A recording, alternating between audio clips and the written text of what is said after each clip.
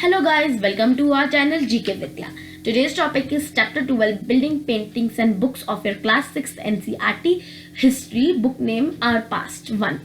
The Iron Pillar at Mehrauli, Delhi is a remarkable example of the skill of Indian craft persons because it was made 1500 years ago. Inscription has ruler named Chandra, and the fact about is that it is an iron pillar and it is still now not rusted.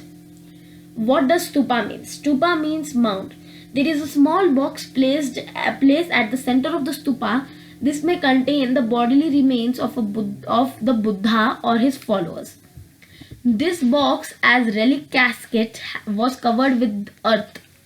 Path known as Pradakshina Patha was laid around the stupa. Devotees walked around the stupa in a clockwise direction as a mark of devotion.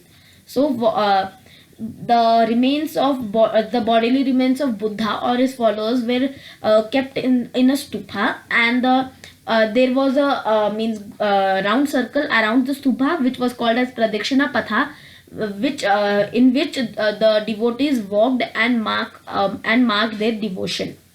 Most important part of the Hindu temple was the room known as Garbhagriha, where the image of chief deity was placed.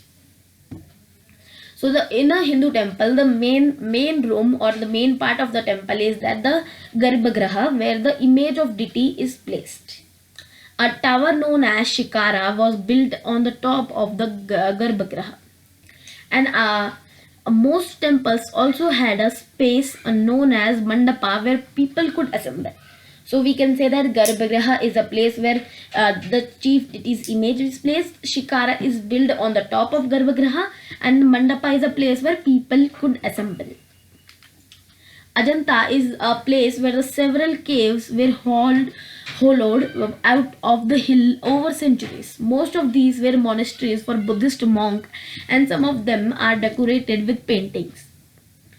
Some of the best known epics were written during this period. In Tamil, Silabdikaram was composed by a poet named Ilangu around 1800 years ago, and Manimekkalai was composed by Satanar around 1400 years ago. Kalidasa's Meghadatta, in which a monsoon cloud is imagined to be messenger between lovers who are separated from one another. So one of the famous play of Kalidasa is Meghadatta, in which a monsoon cloud is imagined to be the lover, be a messenger between two lovers. Puranas means old, and they were meant to heard by everybody, including Shudras and women. In Puranas, most of the Puranas were written upon the god and goddess, such as goddess Parvati, Lord Vishnu, Lord Shiv, etc. Two Sanskrit epics where Mahabharata and Ramayana had been popular for a very long time. Even Mahabharata and Ramayana is popular now. Mahabharata is a war fought between the Pandavas and the Kauravas to gain control of the throne of the Kurus, and their capital was Hastinapur. So Mahabharata was the war fought between the Pandavas and the Kauravas. Both the Puranas and the Mahabharatas were compiled by Vyasa. So Rishi Vyasa composed the Puranas and the Mahabharata. Ramayana is about Rama, a prince of Kosala, means the Ayodhya, and he fought with Ravana and returned to Ayodhya, the capital of Kosala, after victory. And Valmiki is the author of Sanskrit Ramayana.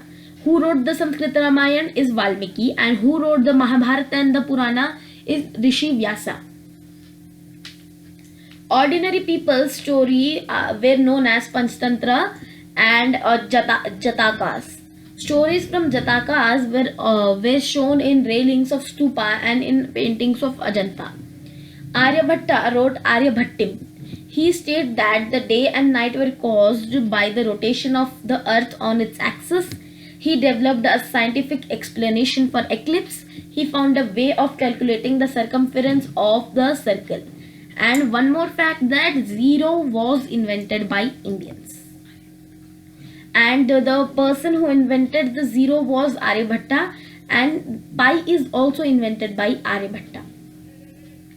Thanks for watching our video. For more videos, subscribe our channel GK Vidya and don't forget to like, share and comment.